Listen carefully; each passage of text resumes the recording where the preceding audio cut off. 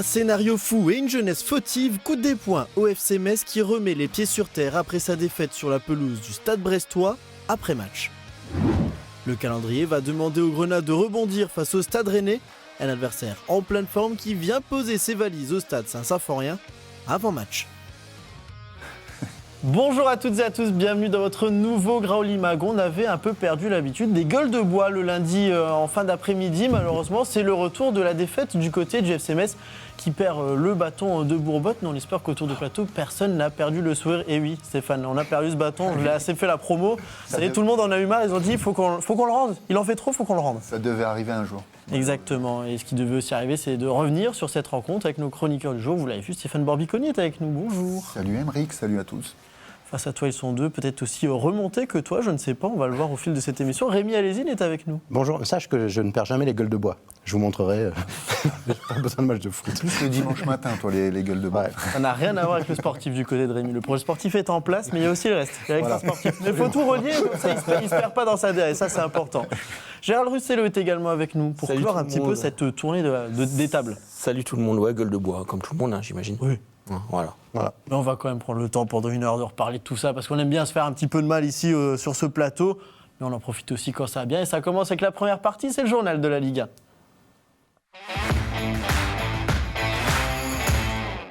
Retour donc sur cette affiche de la 13e journée de Ligue 1 entre le FC Metz et le Stade brestois. Défaite donc des Grenats 3-2. Gérald, assez surprenant soit-il, le FC Metz était loin de ses standards d'avant trêve internationale. Surprenant, je sais pas. On savait que ça allait à un moment donné, ça allait retomber. L'euphorie, tout ça. C'est un peu décevant de ne pas avoir attaqué le match avec les mêmes dispositions en termes d'envie, en termes ouais, même tactique. J'ai trouvé que c'était beaucoup moins au point. Alors, on avait peur de cette trêve, justement. Le fait d'avoir une coupure quand tu es en pleine bourre, bah, souvent, voilà, ça arrive. Puis en plus, Metz, en général, on négocie assez mal les retours de trêve. Il y a des joueurs qui étaient fatigués. Je pense à Tita-Julie qui a quand même fait un bon match, mais qui devait quand même sentir le poids de la sélection. Je pense aussi à Sabali de l'autre côté. Donc, ça marche aussi dans l'autre sens, hein, parce que Brest n'allait pas bien et ils l'ont dit, ils ont profité de la trêve pour se requinquer un petit peu mentalement et physiquement, et on a vu tout de suite la différence. Ouais, voilà. Donc, ça fait qu'on n'est pas sur nos standards. Les standards obligatoires du FC Metz, encore une fois, c'est une équipe qui doit être à 200% pour pouvoir rivaliser parce qu'il y a des lacunes par rapport aux autres équipes. Donc si tu ne mets pas le curseur au-delà de tes 100%, bah, tu te retrouves à faire des matchs comme ça, des bouts de match, et puis bah, ça ne suffit pas, on l'a vu. Au-delà des faits de jeu, Metz ne méritait finalement pas plus que ça, quoi. Et c'est vrai qu'on le voit au niveau des statistiques de la rencontre que l'on va regarder maintenant. Au niveau de la possession, léger avantage pour Brest, 56% contre 44%. Au niveau des tirs, 20 tirs à 7 pour Brest, 7 tirs cadrés à 3. Rémi, c'est vrai que voilà, on est frustré par le scénario du match, évidemment, mais si on s'y penche un petit peu plus, le FC Metz ne méritait en aucun cas la victoire sur ce match-là. Non, il est curieux ce match parce qu'il est vrai que si tu regardes froidement le match et que tu enlèves les buts, tu peux dire que c'est un match qui doit faire 2-0 pour l'équipe de Brest. Si tu regardes grossièrement ce qu'ont montré les deux équipes, on a quand même vu un FC Metz clairement inoffensif. Il y a 10 tirs à 1 à la mi-temps, je crois. Et malheureusement, le cours du match, alors j'allais dire les coups du sort, mais ils sont bien évidemment provoqués, ça ne tombe pas du ciel. Pour autant, ce FC Metz-là s'était donné les moyens, ou le sort avait donné les moyens au FC Metz de récupérer quelque chose de presque miraculeux. Et pourquoi le FC Metz ne récupère même pas un point ? À cause de grosses erreurs individuelles. C'est ce qui génère, je pense, la frustration de Stéphane Le Mignon à la fin. C'est que, comme nous, devant la télé ou devant le match, on s'est dit, ramener un point à Brest avec cette prestation-là, on prend tous les jours. Après l'égalisation du but contre son camp. Et la grande frustration, c'est que j'allais dire les deux derniers buts, mais non, les deux derniers pénaltys sont largement évitables, l'un comme l'autre. Sont des grosses erreurs individuelles, au-delà de la prestation collective qui n'était clairement pas assez aboutie. Gérald a complètement raison sur l'ensemble du match. Et ça fait un mauvais dimanche soir, mais est-ce que ça doit effacer les 3 belles prestations d'avant-trêve ? Là où j'étais plutôt confiant, et là où je le reste encore un petit peu, c'est qu'on n'était pas sur la vérité d'un seul match. On n'a pas eu 2-0 contre Lens, et puis un FC Metz qui retombe dans ses travers. On a eu 3 matchs, 3 succès, 2 matchs sans prendre de but, un match contre Nice qui était pour moi le plus abouti parce qu'en plus tu avais réussi à réagir. Chose que tu fais quand même sur ce match-là par 2 fois, hein, même si c'est pas forcément avec la manière, tu reviens 2 fois au score. Il ne faut pas tout gommer, mais ce match est là pour te rappeler 2 choses. Premièrement, tu dois tout mettre et être à 200% quand tu as les moyens du FC Metz dans ce type de match. Deuxièmement, la moindre erreur individuelle à ce niveau-là, impardonnable. Et la troisième, tu ne joues pas l'Europe cette saison. Et oui, on aurait pu y croire à 2-2, pardon. Moi, j'y croyais. Moi aussi, on est à 2-2. Tu sais pas, c'est long. On reviendra évidemment sur cette fin de match qui a fait réagir plus d'un supporter. Je pense que les appels pour tapage nocturne ont dû monter en flèche sur cette soirée du dimanche, vu que tout le monde a crié sur tout ce qu'il s'est passé. Avant ça, évidemment, il y a une composition d'équipe de la part de Stéphane Le Mignan. Un seul changement en pointe, évidemment, avec la blessure d'Habib Diallo. Avant de revenir sur le cas Joël Assoro qui était titulaire, c'est vrai Stéphane que je ne sais pas si c'est inquiétant ou pas, c'est ma question, mais c'est le même 11, on reste dans la continuité, mais c'était pas du tout la même mentalité que sur les derniers matchs. Moi, j'ai beaucoup de regrets sur ce match. Si on avait fait 2-2, c'était pas un scandale non plus, parce que on concède des tirs, mais on ne concède pas énormément d'occasions franches, à part la tête peut-être d'Ajorc en première mi-temps, qui d'habitude dans ses standards la met au fond. T'as la frappe d'Hugo Magnetti aussi en dehors de la surface qui oblige Fischer à faire un gros arrêt. Des 25 mètres de retour de corner dégagé. Bon, il y a une bonne parade. T'as un FCMS quand même inoffensif sur les 3/4 du match, Stéphane. Oui. Il se passe pas grand-chose. Alors ça, c'est un autre problème, Rémi, et je suis tout à fait d'accord avec toi. Au niveau de l'aspect défensif, on donne les buts. C'est ça mon regret. C'est-à-dire, vous regardez les 3 buts. Le premier, Chardonnay, alors qu'on sait que c'est l'homme de base pour relancer, la première relance, c'est parce qu'il a un bon pied droit, un bon gelon. Il n'est pas cadré, le porteur de ballon n'est pas cadré, il n'est pas mis sous pression. Donc, long ballon, la charnière centrale se fait inspirer de manière un petit peu naïve. Et puis, il y a un appel de Mboup qui transperce la défense. Manque de communication. Quand on est haut, il faut absolument cadrer le porteur du ballon au niveau des attaquants. Le deuxième but, c'est 2 duels perdus de la tête. Donc ça, c'est un manque d'agressivité. Même si Ajorc, on sait que c'est son point fort. Et on peut perdre un duel de la tête face à Ajorc parce qu'il fait 1m95, même si c'est Yegbe qui est au duel avec lui. Mais par contre, il faut anticiper le second ballon. Souvent, tu as 3 duels où ils ne sont pas bousculés, les joueurs de Brest. Ils sont vraiment assez tranquilles, ils ne sont pas bousculés du tout dans les duels. Non, c'est un peu ça qui est embêtant. C'est en cela que je dis que c'est des erreurs. Et ce qui est encore plus frustrant, c'est que le coup franc à l'origine de ça, c'est un coup franc qui est dans le rond central à l'origine. C'est même pas non plus le coup franc ou un corner, ce genre de choses. C'est presque une action anodine à ce moment-là où tu dis ça envoie dans la boîte et finalement, en fait, ça touche quasi tous les joueurs de Brest avant de rentrer dans le but. Basique, duel, second ballon, et puis au final, on prend le pion. Je ne parle même pas du troisième but, le penalty, qui est une faute de naïveté parce que la course du joueur n'est pas du tout dans l'axe du but. Il faut le contrôler, pas le toucher, parce qu'il ne demande que ça, vous le touchez, penalty, il tombe, déséquilibré. Quand on a un peu de vitesse, c'est sifflé, ça c'est sûr et certain. Sur la prestation globale, je vous trouve un petit peu sévère parce qu'on est à l'extérieur. C'est vrai qu'on sort de 3 prestations où on n'a pas pris de but, on a fait 3 clean sheets. Pas contre Nice, Nice t'en a pris un. Comment ? Contre Nice, oui, on prend un but à domicile. Mais tu es à l'extérieur à Brest, tu as le droit aussi parfois de subir. Tu n'as pas forcément la possession du ballon, mais je trouve que c'était, hormis les 3 buts, et c'est extrêmement lourd les 3 buts, c'était quand même relativement cohérent pour un match à l'extérieur. Sauf que tu frappes pas, quoi. Sauf que tu n'as pas d'occasion. Par contre, notre problème, c'est offensivement. Dès qu'on passe le milieu de terrain... Tu as revu un petit peu les codes du début de saison, où tu faisais par séquence de belles choses. Malheureusement, quand tu encaisses 3 buts dans un match, c'est pas évident de le remonter. Tu arrives que tu en mets quand même 2 contre le cours du jeu ou pas, ça dépend. Mais derrière, tu mets pas 4 buts à tous les matchs, quoi. Non, là, c'est... Pour preuve, tu mets 2 buts à tous les matchs, ça passe quand on n'encaisse pas derrière, quoi. Mais après, c'est un peu récurrent, nos problèmes dans les 20-25 derniers mètres. C'est là où on a beaucoup de problèmes. Avec Habib, ça va un peu mieux parce que c'est un finisseur, encore faut-il qu'il ait les ballons.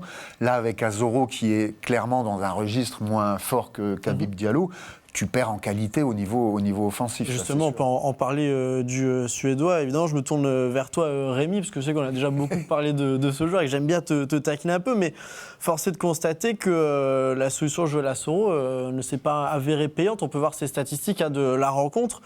C'est 78 minutes de jeu pour l'attaquant, 30% de passes réussies, 0% de duel gagné, 0% de tir cadré, 0% de dribble réussi. C'est 7 ballons lors de la première période. on peut le dire, c'est un joueur qui n'a absolument pas pesé dans ce match-là. Bah, vous cherchez à me taquiner, c'est vous qui cherchez à me taquiner une fois tous les 6 mois quand la solution... Parce qu'on a envie qu'il réussisse. Il émerge un petit peu, parce que moi, ça fait très longtemps, et c'est malheureux pour ce garçon, que je n'y crois plus. C'est un joueur qui était arrivé, en effet, avec un statut d'international suédois, qui avait partiellement réussi son tout début de séjour à Metz avec un but décisif contre Lens, qui avait peu à peu disparu, vous avez voulu le voir important en Ligue 2. Bon, je vous ai dit, il est rentré 2-3 fois en fin de match pour marquer des buts qui n'étaient pas forcément décisifs. Et tous les 6 mois, on a ce petit espoir. Pourquoi on a cet espoir ? Parce qu'on est en manque de solutions. Il est là le gros problème.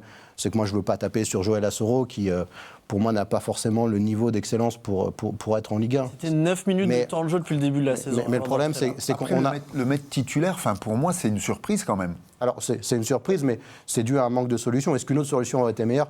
Forcément, en tout cas, il n'a pas existé comme d'autres joueurs dans ce match-là. Ah oui, oui. On ne va pas tirer sur lui. C'est pas que lui, loin de là. C'est clairement pas l'insuffisance de Joël Assoro qui donne ce résultat à la fin. C'est le seul changement dans le 11 de départ. C'est pour ça qu'on le met plus en avant. On se rend compte que derrière Habib Diallo, il n'y a absolument aucune solution naturelle. On a le petit Madjo qui avait été utilisé, là aussi par défaut, en tout début de saison, qui n'est même pas dans le groupe. Alors, il a marqué buteur avec la réserve. Il a marqué en équipe réserve. On a Ibou Sané qui avait montré des choses intéressantes, malgré les limites qu'on pouvait lui supposer, notamment lors de sa entrée en jeu contre Lens, qui aurait pu être utilisé, qui ne l'a pas été. Donc, Joël Assoro, malheureusement, on le présente en solution miracle tous les 6 mois, ça ne marche absolument jamais. J'espère qu'un jour vous me taquinerez, qu'il mettra un doublé et que vous me direz, tu vois... Et puis on rappelle qu'il n'est pas numéro 9 non plus. Il a le niveau de la Ligue 1. Bon, c'est un joueur qui est dans cet effectif, malheureusement pour lui, par défaut. Parce qu'on sait bien que le staff, la direction sportive ne comptait pas forcément sur lui en début de saison. Bon, il est aligné et visiblement, ça ne le fait pas, et en plus à ce poste-là. Donc malheureusement, ça révèle quoi, au-delà de ses propres limites ? Ça révèle que cet effectif, notamment au niveau de l'attaque, manque énormément de densité. C'est qu'il y a un fossé entre Habib Diallo, qui dans ce type de match peut être vachement précieux, parce que lui, il peut en gagner des duels, il peut conserver des ballons, il peut apporter des occasions, et il a en plus la qualité technique pour réussir un contrôle, une frappe. Il l'a fait de temps en temps. Bon. Ajorc n'a pas marqué de but, mais tu as vu à quel point il a pu être précieux dans l'histoire. Là, on a un joueur qui a un calibre tout autre. Tu as d'autres solutions quand même. Pour moi, c'était une surprise dans le sens où tu as...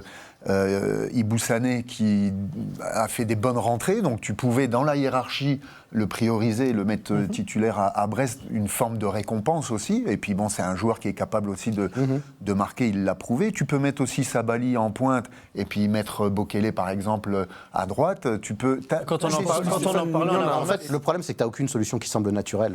Non, en fait, c'est du bricolage à chaque fois. T'as plein d'idées. Un remplaçant capable de tenir plein d'idées en fait, Stéphane. Qui est pas loin de quand je vois le Paris FC avec d'autres moyens, il faut rentrer Crasso.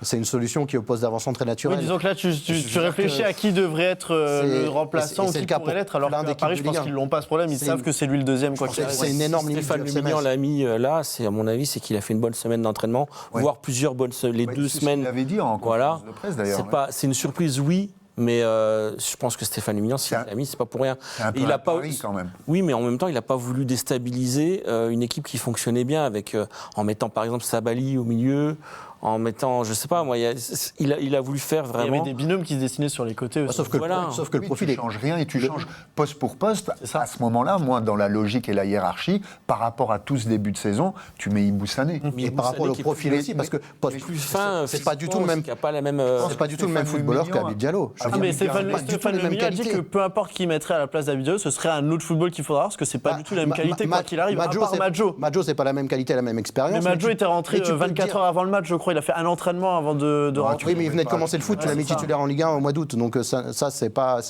dans le prisme Stéphane Lumignan, je pense que ça compte pas. Moi, je trouve que si tu voulais t'inspirer de ce que tu as fait de bien sur les 3 derniers matchs, et c'était très bien, il fallait mettre à minima quelqu'un dont le profil ressemble à minima à Habib Diallo. Joël Assoro, c'est pas du tout.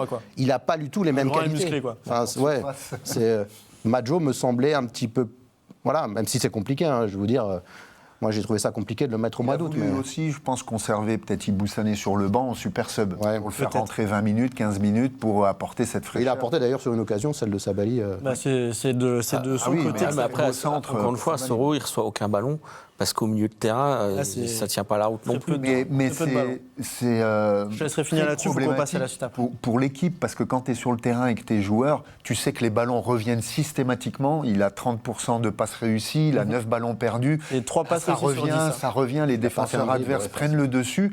Tu joues quasiment à 10, malheureusement. Ah oui. Et en plus, le but qu'on prend, quand je dis que Chardonnay n'est pas cadré, c'est son boulot aussi, au moins si offensivement il y a des lacunes, Ouais, d'aller et l'embêter, au ouais. moins de presser l'adversaire et de contrarier les relances. Sur le but de Tchitchashvili, on en discutait tout à l'heure, c'est lui qui doit être dans la surface. On voit Sabali qui vient au point de pénalty. Normalement, c'est l'attaquant, ton attaquant de pointe qui doit finir ces actions-là. Justement, sur cette action, un petit mot sur Tchitchashvili. Gérald, on est plutôt content pour le Georgien. C'est vrai que c'est un joueur qui a pas mal dépanné depuis le début de la saison. On l'attendait en tant qu'ailier droit. Il a fait tout le pan du côté gauche quasiment depuis le début de la saison. Le voir enfin décisif, c'est une juste récompense. On est plutôt content. On l'attendait surtout en attaque. Et il a fait quand même beaucoup de matchs arrière-gauche. Donc Beau c'est travail vrai. physique sur le but quand même. Oui, et puis on voit que c'est un attaquant. Il a des réflexes d'attaquant. Il a cette envie d'aller vers l'avant et de porter, de prendre la profondeur. Donc oui, c'est un joueur intéressant qui en plus est capable de rentrer sur l'intérieur du terrain, faire des dribbles. C'est un bon ailier, quoi, vraiment. C'est ouais. propre. Techniquement, Il a c'est un bon propre. volume de jeu, il est appliqué, concentré. Il a une bonne mentalité. Et on avait perçu tout ça en début de saison, malheureusement, dans une équipe qui ne tournait pas. Là, il est récompensé. Moi, le seul gap, je trouvais, par rapport à la Ligue 1, c'était physiquement, au niveau athlétique. Parce que techniquement, les contrôles, on voit que c'est propre. Il peut jouer combiné, court, prendre un petit peu la profondeur, mais c'était un peu frêle. Là, on voit qu'avec Lala à la course, balle au pied, il ne se fait pas rattraper. Il a un bon jeu de corps qui lui permet de finir. Alors, il bloque un peu la route à Morgan Bokele, qui avait bien fini la saison l'année C'est dernière. la concurrence, oui. Voilà. C'est à Morgan. Et je pense aussi à Malik Mbaye, que j'ai Ouais. hâte de voir jouer, parce qu'il a quand même fait une Il bonne est sur le prépa. retour là. Oui, il revient. Il a fait un bon demi-saison à Amiens. Voilà, c'est un joueur qui a montré qu'il était capable de taper, taper au-dessus. Donc j'ai hâte de le voir aussi, même si Tchitchashvili c'est super. Voilà, peut-être la solution, ce serait mettre Tita à droite et puis faire jouer Bokele. Bokele faux pied à gauche. Voilà, ouais. peut-être. On aura le temps de faire faire toutes monter les sa possibilités possibles car nous sommes tous des coachs à notre niveau ou pas. D'ailleurs, il n'y en a pas beaucoup qui l'ont anticipé, la compo de ce week-end. Mais on aura le temps de revenir justement là-dessus avec la Coupe d'Afrique des Nations qui arrive mi-décembre. Avant ça, évidemment, on va continuer à parler de ce match, Rémi, de cette fin de match totalement folle Ah, on n'avait pas parlé qui de la commence avec de nombreux Ouais, ça rebondissements, compte, ça à compte. commencer par la première et peut-être celle qui envoie toute cette fin de match. Ce dégagement tardif de Jonathan Fischer, cette règle qui est entrée en vigueur depuis cette saison, à partir de 8 secondes, si le gardien n'a pas relâché le ballon ou au moins dégagé, eh bien c'est corner pour l'équipe adverse. C'est ce qui est arrivé là, du coup, un corner pour Brest. Et derrière, eh bien, c'est une main, enfin un bras de Fodé Ballo-Touré qu'on sanctionne parfois, parfois non, c'est encore très flou tout ça. Là, ça a été sanctionné. On va pas jeter la faute sur Jonathan Fischer qui fait un bon match, mais il est vrai que sans ça, peut-être qu'il n'y a pas tout le reste. On va jeter la faute sur lui, sur cette situation-ci. Parce que normalement, il est tenu de connaître cette règle et de ne pas être surpris, en tout cas, si l'arbitre le siffle. Après, c'est une situation que j'aimerais voir siffler à chaque fois. Je ne suis pas persuadé que tous les Bon, après, arbitres... c'est vrai sur tous les terrains qu'en de Ligue 1, regardant le chrono, voilà, en l'ayant revu, on est sur 8 secondes là quand même. C'est une nouvelle règle. Il est souvent à la limite en plus. C'est une nouvelle règle, mais je veux l'avoir appliquée tout le temps. C'est une nouvelle règle. Enfin, quand moi je jouais, Avant, c'était 6 secondes. C'était 6 secondes. Ouais, mais là, C'était jamais tu as le corner en 6 plus. secondes coup franc direct. Là, tu donnes. Ouais, c'est coup franc direct. coup franc direct. Donc, Et là, c'est un corner maintenant. D'une fois où ça a été sifflé. Pardon C'est une règle qui n'a jamais été sifflée. oui, mais les gardiens se tiennent. Ouais, c'est grosso modo, c'était pas la montre non les- plus. les Là, gar- c'est plus les 10 gardiens, secondes que 8 secondes quand Les même. gardiens, ils sont au courant de cette règle. Et ils jouent parfois quand tu mènes un Ouais. peu la montre, mais ça flirte toujours 5, 6, Ouais, puis 7 c'est juste secondes. peut-être juste Il y a déposer pas le de ballon gros au pied et puis dégager dépassements. derrière. Et les arbitres sanctionnent quand il y a vraiment, c'est abusé. Tu vois. Mais nous, quand on jouait, il y avait déjà cette règle pour éviter Mondial Mexique 86, balle en retrait, tu y prends, et puis il attend. Il est quand même resté Mais là, vu que allongé c'est un dessus corner, 20 minutes. Bon, Vu que tu siffles un corner, c'est peut-être plus facile de le siffler. C'est moins grave qu'un coup franc direct dans la surface. Mais là, il est fautif. Hein. oui, oui. Ah oui, oui. Enfin, je suis désolé, mais après, Il est si fautif. c'était dans le gardien adverse, on aurait adoré. bah oui, Après, on aurait adoré, et puis est-ce c'est qu'il est au scandale. fautif il est fautif sur ce penalty. Ah oui. Il se rattrape.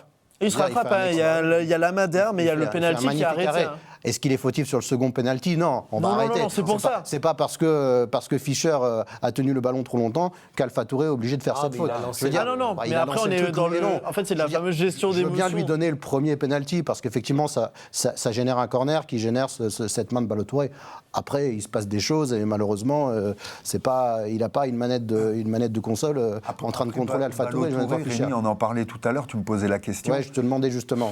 Pour moi, il y a de l'indulgence. Alors, ça fait main, c'est pénalty, ça c'est un autre débat. Est-ce qu'il doit défendre avec le bras Mais aussi? C'est la t'es question pas que je te posais. T'es pas un joueur de baby-foot, tu peux pas sauter duel, les c'est un duel. bras Parce qu'il a le bras un peu haut quand même, je trouve. Donc, En fait, il est au physique avec Ajorc. Et en fait, vu qu'Ajorc saute et tout, en fait, son bras le suit en même temps et du coup, ça tape le bras. tu sur le prends bras. ton C'est ça. impulsion, Oui. donc forcément tu vas chercher du jump et ta main, bon, Ouais, mais ça en fait, fait un je concours pense de que là, dans la circonstances. défense, alors je suis pas défenseur, mais je pense que là, l'idée, c'est que Ajorc, tu le fasses pas monter, donc tu essayes de faire une pression Oh, et puis c'est tout. un Sauf que sacré vu qu'il est tir. monté, ton bras, il monte avec. Quoi. Tu prends 10 arbitres, il y en a 8 L'erreur- qui sifflent pas. Moi, j'en suis L'erreur, persuadé, si erreur il y a, c'est la gestion d'Ajorc. C'est-à-dire que c'est l'atout-maître au niveau aérien de Brest. Tu as peut-être Balotouré qui joue premier poteau devant pour le gêner et Bamin qui doit aller peut-être, enfin certainement même au duel de la tête avec Yegbe qui protège le dos de Bamin. Pour moi, l'erreur, elle est dans la réactivité et l'adaptation à cette phase de jeu-là. Mais Bon. la main, bon, après, Oui. c'est sévère. Alors, en partie, on aurait pu l'oublier, il y a eu l'arrêt juste après, on l'a vu, donc voilà, mais derrière, eh bien, alors qu'on est déjà dans un temps additionnel qui était amputé de 6 minutes supplémentaires, avec un petit peu plus avec tout ce qui s'est passé, eh bien, visiblement, les arbitres avaient des choses à se dire sur ce match-là, il y a des choses à montrer. On va revoir justement cette faute d'Alpha Touré qui est assez surprenante, pas forcément besoin de le faire, c'est ce qu'on disait, il suffit peut-être de courir et derrière malheureusement Jonathan Fischer qui même s'il plonge du bon côté a failli faire le double arrêt, alors là c'était statut en pleine place de la République à n'en pas douter, et bien malheureusement qui s'incline.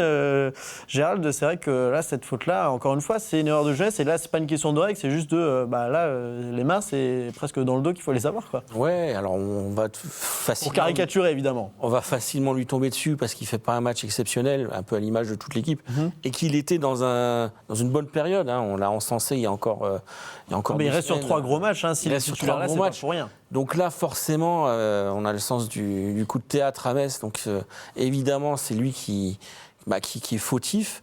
La faute n'est pas monumentale, on est d'accord, mais elle existe. Le Brestois joue bien le jeu, bien évidemment. Il voit où il est. Il y a toutes des circonstances qui font que, oui, c'est une erreur de jeunesse.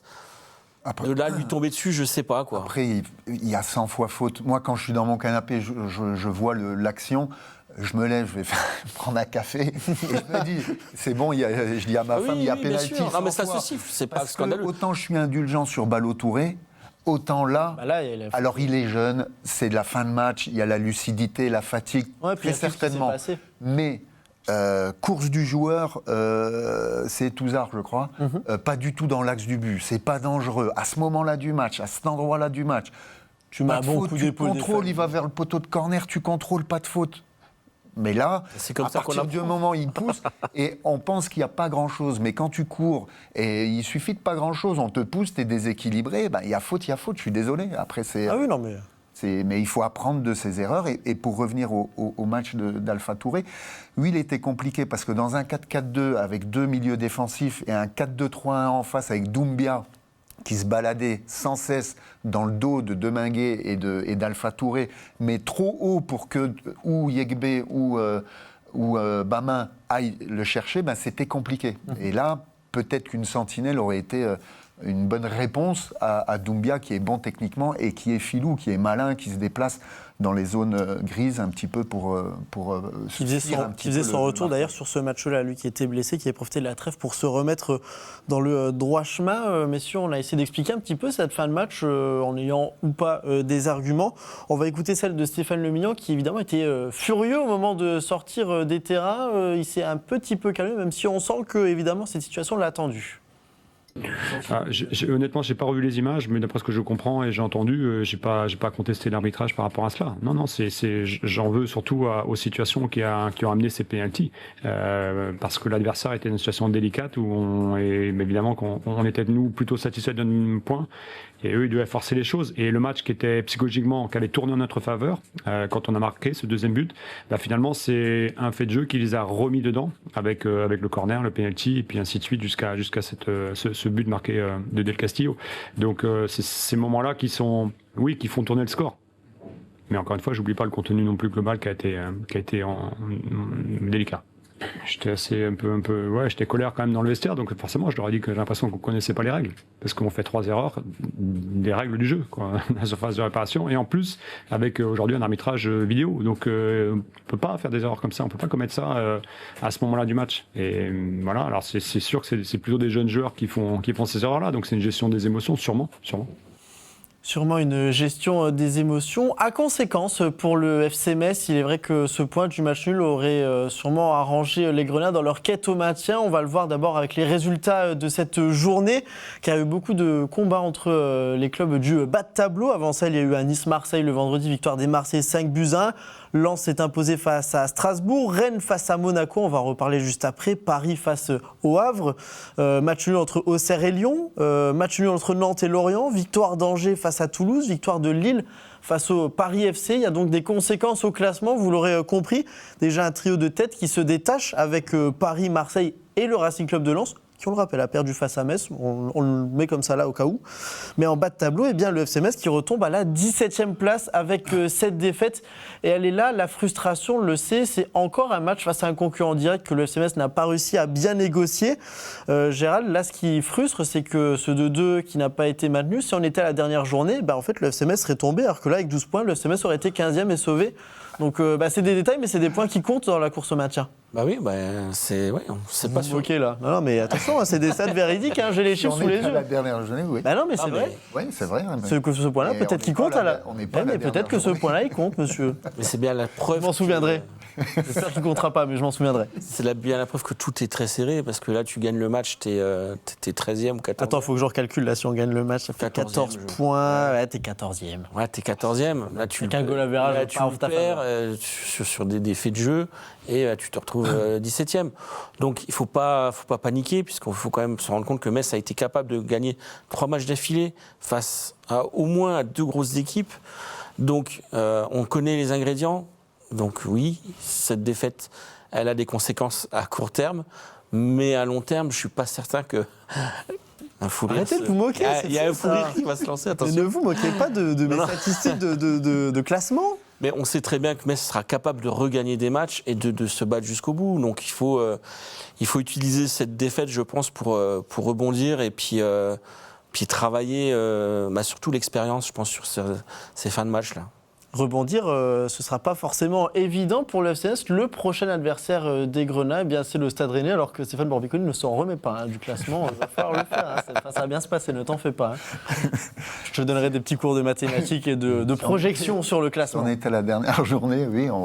Oui, c'est comme ça. Moi, je t'apprends, je te dis. Si tu es dans les 2 dernières places à la dernière journée, tu descends. Voilà, c'est comme ça. Mais peut-être que Metz pourra rebondir face au Stade Rennais, prochain adversaire des Grenats, vainqueur de l'AS Monaco ce week-end, 4-1. Rémi, c'est vrai qu'on parlait de la loi des séries, et 3 victoires consécutives, ce serait bon de ne pas faire de défaites d'affilée quand même pour le FC Metz. Ouais, ce serait bon de reprendre les standards d'avant-trêve.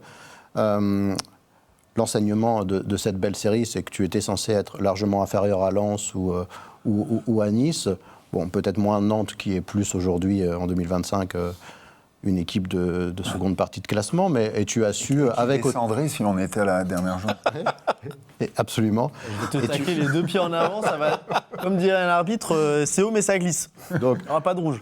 Donc je pense que c'est pour ça que je ne veux pas parler de ce match contre Brest comme d'un traumatisme, peut-être un traumatisme comptable, car si on était dans la dernière journée, on serait dans une situation comptable désastreuse. J'ai l'impression qu'elle va durer, ça. Mais voilà, la parenthèse enchantée de 3 matchs était quand même assez longue pour qu'on puisse en tirer des enseignements. Ce FC Metz-là est capable, en étant à 200%, bon, la petite faiblesse quand même, c'est que Habib Diallo, on peut difficilement compter sur un retour sur ce match-là.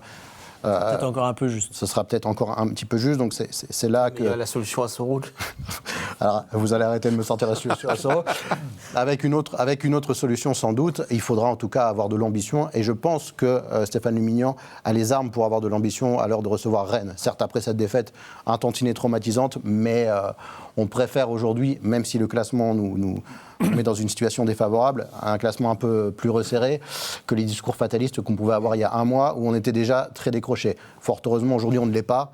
Il y a un tas d'équipes qui sont largement à notre portée. Donc, Et tu pourrais l'être. Après, il faut être fort mentalement. De toute façon, il faut se dire que toute la saison sera compliquée et sera dure. Il y en a encore des journées. Oh là là, il y en a des journées encore. Et justement, on n'est pas à la dernière journée, donc c'est le motif d'espoir.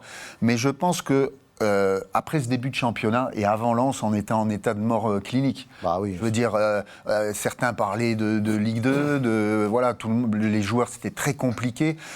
Et ce qui a changé la donne, c'est cette série de 3 victoires.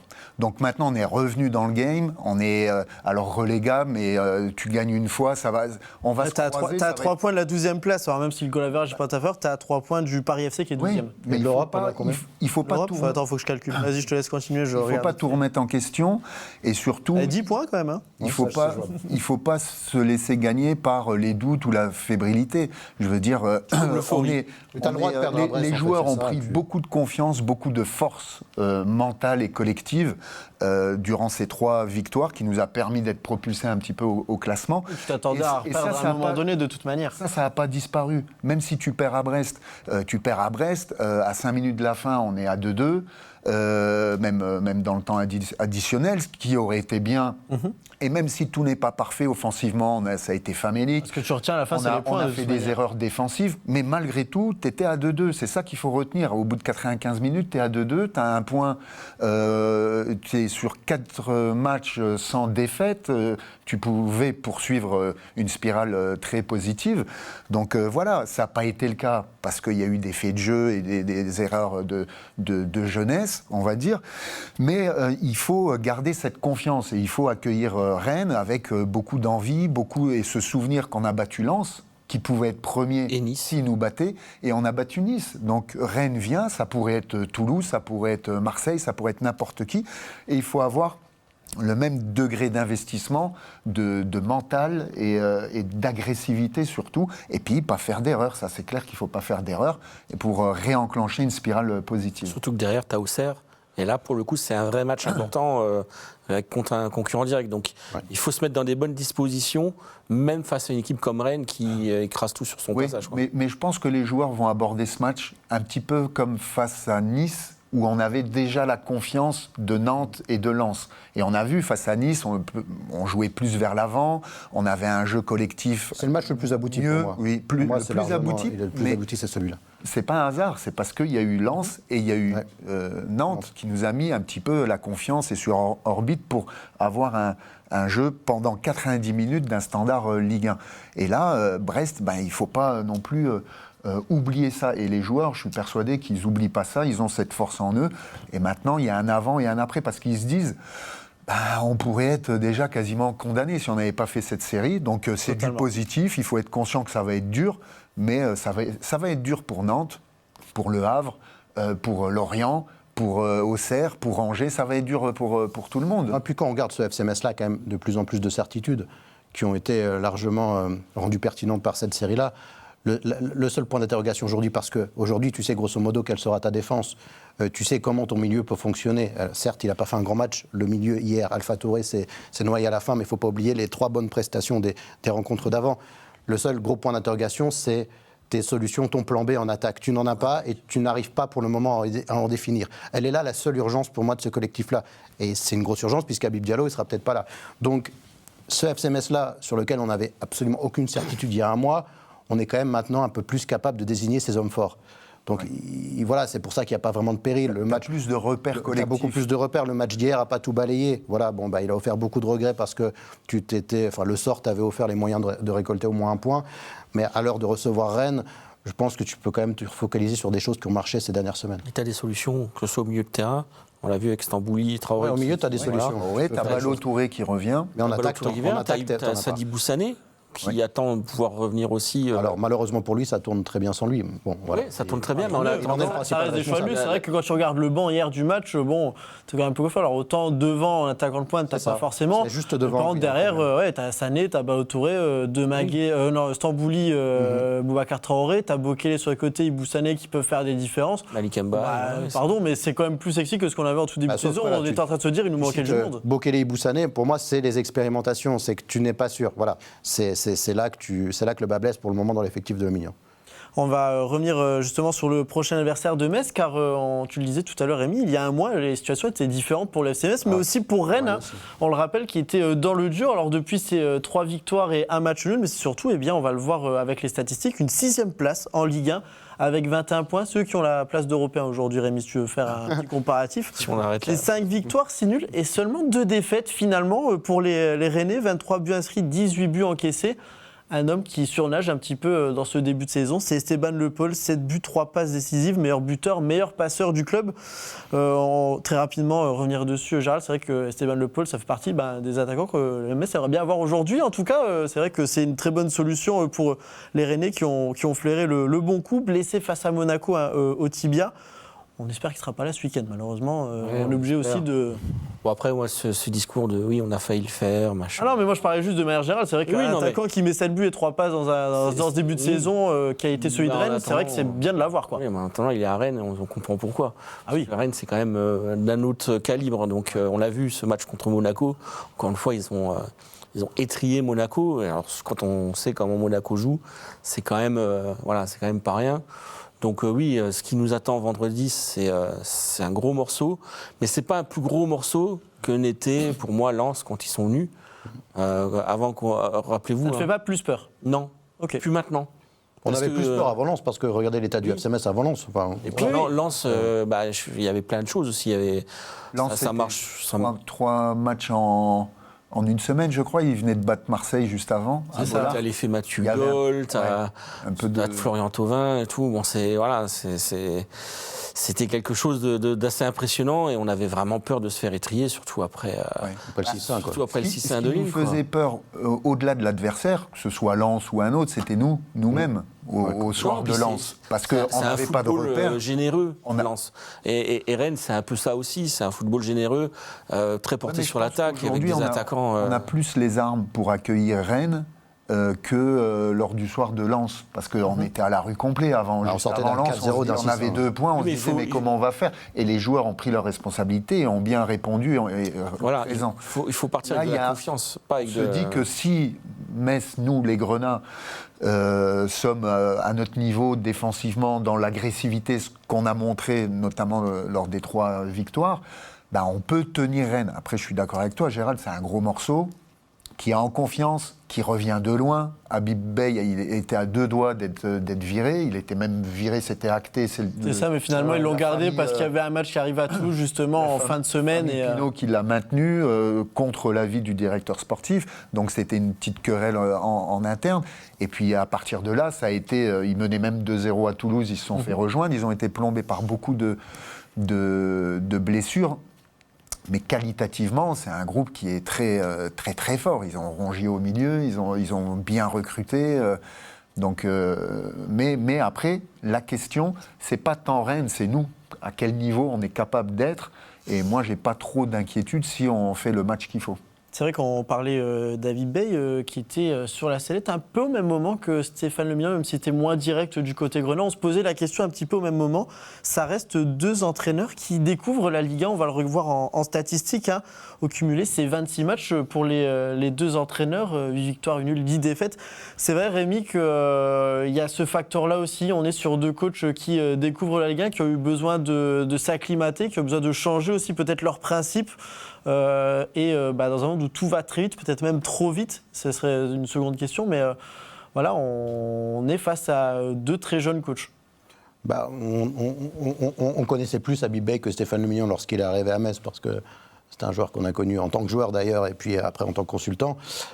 Stéphane Lemignon, on a cru, moi le premier, que cette marche de la Ligue 1 était peut-être un peu trop haute, au regard du début de saison et au regard de ses principes de jeu qui n'évoluaient pas. Mais je pense qu'il a changé un petit peu ses préceptes. On les a vus. Un jeu plus vertical, bien aidé par les performances individuelles qui ont été, notamment chez les cadres du vestiaire. Je pense à Gauthier Rennes, je pense à Habib Diallo, voilà, qui ont su aussi upgrader leur niveau et permis à Stéphane Le Millan d'évoluer et qui se mettent peu à peu au niveau de la Ligue 1. Vous savez, quand on parle de fossé entre les divisions, souvent Bernard en rigole en disant « moi j'ai jamais joué en Ligue 2 ou quoi », mais il y a un vrai gap entre les deux divisions. Enfin, Stéphane sera mieux placé que moi pour en parler. Ça vaut au niveau physique pour les joueurs, il y a une qualité technique qui est éminemment supérieure, ça va plus vite, et les coachs doivent s'adapter à ça. Un FCMS qui est supposé dominer en Ligue 1, tu ne peux pas le coacher comme un FCMS qui est supposé tenter de se maintenir avec ses moyens en Ligue 1. Donc Stéphane Le Millan est en train d'apprendre, a été obligé de changer un petit peu ses principes. Alors ça devenait urgent. On a eu des débats sur le fait est-ce qu'il faut le maintenir encore. Bon, moi j'étais plutôt dans le camp du non. Bon, visiblement, l'actualité donne raison à son maintien à la tête du club. Disons que ce qui n'aidait pas, c'était un peu le passif du FCMS qui fait l'ascenseur et qui, là, a vraiment besoin, même si c'est de manière un peu moche, doit se maintenir pour tenter d'apporter un peu de stabilité. Et puis le passif de la présidence du FCMS aussi, qui a mis peut-être à d'autres périodes de l'histoire du club un petit peu de temps à se séparer des hommes. Alors qu'il aurait peut-être fallu le faire un petit peu plus tôt. Je ne dis pas que ça aurait marché à chaque fois, mais quelquefois on a attendu un petit peu trop longtemps. Bon, là, en l'occurrence, ça se passe mieux pour Stéphane Le Millan. Et Habib Beye, peut-être pas le même, c'est peut-être pas la même trajectoire, mais en tout cas, c'est pas les mêmes problèmes non plus. En tout cas, oui, et c'est quelqu'un qui a été en l'occurrence la 6e de Ligue 1, t'as fait que 2 défaites depuis le début de la saison. Il y a pire quand même. Apparemment, il était assez contesté dans son groupe par certains cadres du vestiaire, ce qui n'était pas forcément le cas de Le Millan. Enfin, c'est ce que moi je suis parrainé, mais c'est ce qui a. Mais c'est deux coachs qui ont quand même de l'expérience, qui sont peut-être pas connus du grand public. Je parle plus pour Stéphane Le Millan, mais qui a fait du bon boulot du côté de Vannes, de Concarneau, des montées successives. Habib Beye avec le Red Star, le Red Star, montée de nationale en Ligue 2, maintien en Ligue 2. Ils tombent pas comme ça du ciel. Ils ont une grosse culture foot. Ils sont très intelligents tous les deux et ils s'adaptent. Et Stéphane Le Millan, c'est sa réussite aussi. C'est-à-dire que tu as raison. Son ADN, c'est de faire jouer son équipe en Ligue 2. Quand tu t'appelles le FCMS, tu as les moyens pour le faire. Après, les débuts ont été difficiles en Ligue 1 parce que son ADN, c'est justement de ressortir de derrière, etc. Mais on a vu qu'il s'est adapté.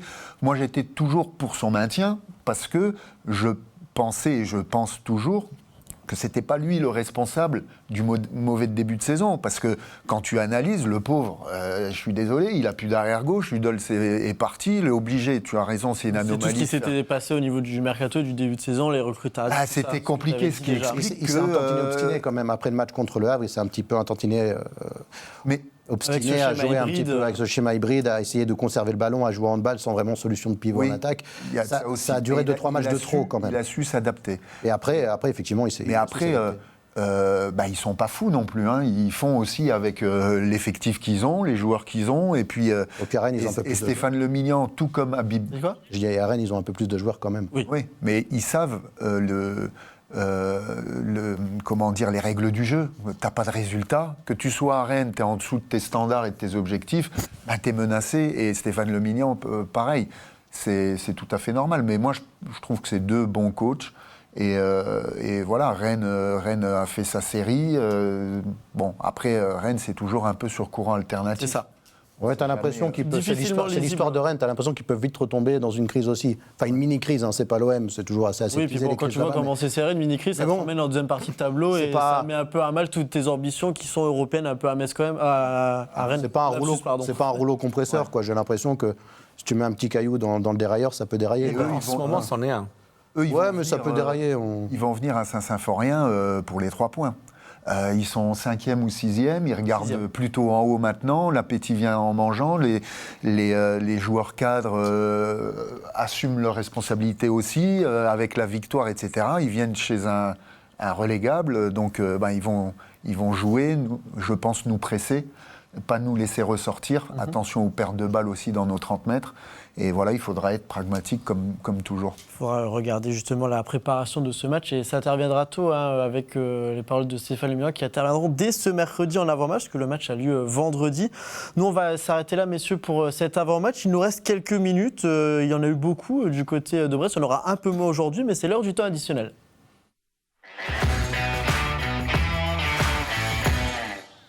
Très rapidement, on sort un petit peu du schéma FC Metz pour regarder ce qu'il s'est passé en Ligue 1 ce week-end. Et c'est vrai que le petit événement du week-end, c'était le retour de Paul Pogba face à Rennes, justement. J'avais une petite question, et je vais commencer par toi, Gérald. C'est vrai que c'est un petit événement, c'est comme ça qu'il a été décrit. Mais est-ce que tu es d'accord avec ce statut-là? Est-ce que c'est trop? Est-ce que toi, tu es content peut-être de revoir un joueur comme ça? Est-ce qu'il a été applaudi par le Roison Park? Faut quand même pas bouder notre plaisir. S'il est champion du monde, Paul Pogba, c'est un petit peu, voilà, c'est une Madeleine de Proust pour toute une génération. Faut savoir oublier ce qui s'est passé dans sa vie personnelle et apprécier quand même son retour. Au même titre qu'on est content de voir Giroud revenir en championnat. Alors, à un moment donné, la Ligue 1, on a eu les meilleurs joueurs du monde. On avait Messi, on avait Mbappé. Ils étaient tous dans le même club, quoi. Voilà, ils étaient tous dans le même club, mais voilà, là, il y a plus personne vraiment... qui dit on a eu Emmanuel Rivière, on a eu Bouterding. Il n'y a plus vraiment de grandes stars internationales au PSG. Par contre, on a des petites pépites comme par-ci, par-là. Alors, il va mettre du temps, Pogba, à redevenir, s'il redevient un jour le Pogba d'il y a 8 ans, 10 ans. Il a eu tellement des surnoms avec lui. Ça va être long.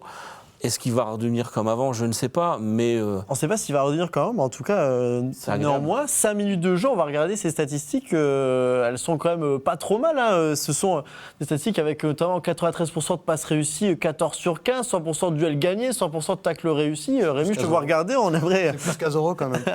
Et il a joué que 5 minutes. Bon, il est taquin, t'es toujours un peu taquin. Ah non, évidemment, on va bien la voir, hein, ça. Est-ce qu'on est assez gourmand ici, parce qu'on sait qu'il y a une échéance à la fin de l'année, qui est la Coupe du Monde. Est-ce qu'on a envie d'être un petit peu gourmand? Rémi, c'est le genre de joueur que tu aurais envie de voir à la Coupe du Monde, étant donné que les trêves, on les regarde plus, nous? Non, j'en sais rien. J'ai envie de voir à la Coupe du Monde une équipe qui est capable de gagner la Coupe du Monde. Ah, c'est quand même un joueur frisson qui t'a... Ouais, non, mais c'est un joueur qui a joué 5 minutes, alors qu'il n'a pas touché un ballon en compétition officielle depuis, rappelez-moi, 2 ans. Enfin, 2 ans. Ça, ouais. voilà. Alors, est-ce que c'est un joueur... C'est un peu le Bounassar de l'AS Monaco. Ouais, c'est un peu ça. Ça me permet Est-ce que... de faire une comparaison comme ça. Est-ce que c'est un joueur qui me pousse à regarder un match de l'AS Monaco? Très certainement. Si je regarde les matchs de Ligue des Champions, j'ai plus tendance à regarder le PSG ou l'OM, non pas que je sois un sympathisant de ces deux clubs-là, que de l'AS Monaco, parce qu'il n'y a pas d'ambiance dans leur stade, parce que ça m'intéresse un peu moins. Elle t'a titillé l'affiche de ce week-end ou pas? Pardon? Elle t'a titillé l'affiche de ce week-end en sachant qu'il allait potentiellement revenir ou pas? Bah là, oui, forcément. Parce que si tu mets Paul Pogba en Ligue des Champions, ce qui est susceptible de jouer pour l'AS Monaco, je vais plus regarder ce match-là. Parce que moi, j'aime le football, parce que j'aime le FC Metz à la base. Mais quand je regarde pas Metz, j'aime le beau foot. Et le beau foot, c'est de voir des joueurs comme Pogba. Voilà. Je ne dédouane en rien des affaires, parce qu'il n'y a jamais de fumée sans feu. Quand on vient accumuler les affaires, c'est qu'à un moment donné, dans l'extra sportif, tu fais peut-être pas le boulot qu'il faut. Ouais, sauf qu'on est dans le lit, donc nous on parle sportif, sinon on fait un fait entrer l'accusé. Pour autant, sur les 20 dernières années, des joueurs frissons en équipe de France, tu as Mbappé, tu as Griezmann, tu as Pogba. Sa Coupe du Monde 2018, elle est extraordinaire. C'est le meilleur joueur pour moi de cette Coupe du Monde-là. On adore ce type de joueur. Alors s'il est capable...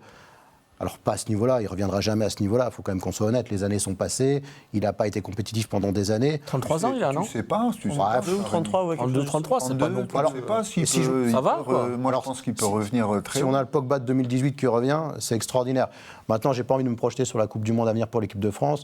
Je pense que Deschamps est en train de faire son groupe et je ne sais pas s'il est dans sa tête. Il a 32 ans, me dit-on dans l'oreillette. d'un retour de Pogba. Enfin, vous me direz, il reprend N'Golo Kanté qui est nouveau compétitif, donc pourquoi pas reprendre Pogba? Ouais. Puis il y a Florian Thauvin aussi à Lens qui fait une bonne Mais saison. c'est en tout agréable cas. à jouer aussi. Enfin, ça fait partie des joueurs. On préfère en tout cas avoir des Pogba qui reviennent en Ligue 1 et viennent nous offrir du très beau football. Voilà, qu'un tas de joueurs qu'on ne connaît pas et qui sont des paris pour le coup quelquefois ratés. Donc voilà, on voit ça d'un bon oeil, bien évidemment. Et l'ovation du Roison Park, alors bien aidé, je pense, par le score favorable pour le Stade Rennais. Je pense de toute façon qu'ils étaient très contents. Je pense qu'à 0-0 ou à 0, t'as 4-0. C'est bien que tu rentres, mais... T'as 4-0, en plus t'as Pogba qui revient, bon, t'es content. Mais voilà, ça donne une très belle image, en tout cas. Ah oui, non mais très rapidement, Stéphane, la pioche. Évidemment, Aymeric, si tu aimes le football, tu aimes et que tu te concentres uniquement sur le sportif. Même Borbiconi et Pogba. Non mais on peut. J'aurais aimé voir dans la même équipe d'ailleurs. On ne sait pas ce que ça aurait pu donner. Hein. Ouais, mais l'extra sportif aurait été. C'est vrai que tu as eu pas mal de problèmes extra-sportifs. Il est très pas mis encore en avant. Il est trop influençable pour traîner avec Barbican. Non, mais on peut être content et se féliciter qu'il y ait un joueur de ce niveau-là, de ce talent-là, de cette aura-là. C'est une star quand même du foot. Nous, le championnat de Ligue 1, à chaque fois, on pleure dès qu'il y a un bon joueur. Il est transféré en Espagne, en Angleterre, en Italie. Pour une fois qu'on a une star qui vient, alors il faut lui laisser le temps, le laisser bien se préparer, bien travailler, bien revenir, prendre du plaisir, parce qu'il a aussi dégusté dans sa vie personnelle. Et c'est que du bonheur. Je veux dire, que ce soit à Monaco ou ailleurs, ou Thauvin, ou Giroud, c'est magnifique. Il faudrait qu'il y en ait plus pour l'attractivité de la Ligue 1, pour les spectateurs, les téléspectateurs, pour nous, pour tout le monde. Eh bien, on regardera. Il y a la Ligue des Champions en plus cette semaine, Rémi. Donc, pourquoi pas, peut-être une entrée en jeu de Pogba. On verra. Mais je regarderai Mikotadze quand même. On regardera tout. On regarde toujours un petit peu Mikotadze. Qui est en Espagne, qui est parti, tu vois. Il est en Espagne maintenant, c'est vrai. C'est dommage. Je peux pas revenir à Metz au mercato. Non, contractuellement, c'est plus possible. Ça arrive une fois dans une vie. On va s'arrêter là, messieurs. Merci de m'avoir accompagné. Évidemment, jeudi, on reviendra encore un peu plus sur ce match face au Stade Rennais. D'ici là, eh bien, portez-vous bien sur Moselle TV.